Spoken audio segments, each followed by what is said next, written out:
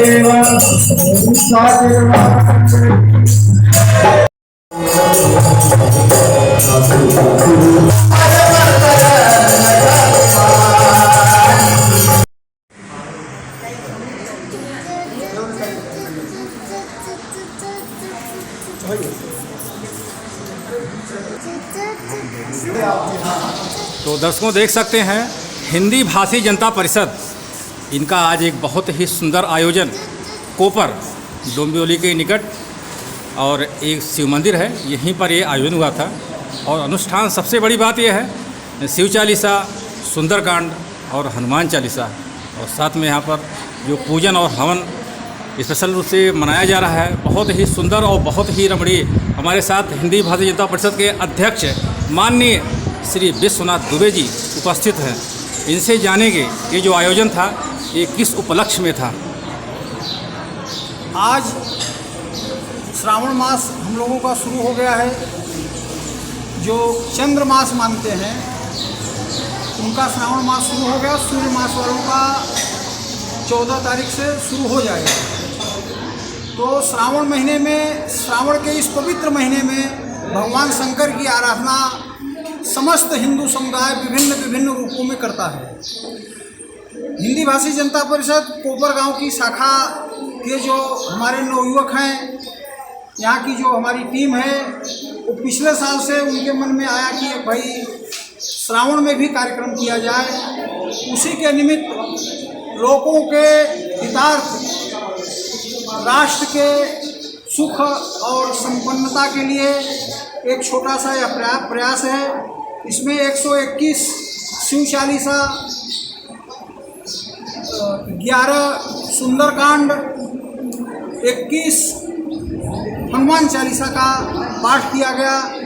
और भगवान शिव से हम लोग प्रार्थना करते हैं कि समस्त कोपर गांव के निवासी सुखी और निरोगी संपन्न रहें। लेकिन आज इस कार्यक्रम में एक ऐसी घोषणा की गई कोपर गांव स्थित जो अखंड रामचरितमानस का पाठ होता है, इस साल 12वां साल हम लोगों ने संपन्न किया। शायद पूरे मुंबई में नहीं, मैं तो ये कहता हूँ कि पूरे महाराष्ट्र में अद्भुत और अद्वितीय अखंड रामचरितमानस पाठ किया जाता है यहाँ पर, जिसको हम लोगों ने मानस महाकुंभ का नाम दिया है।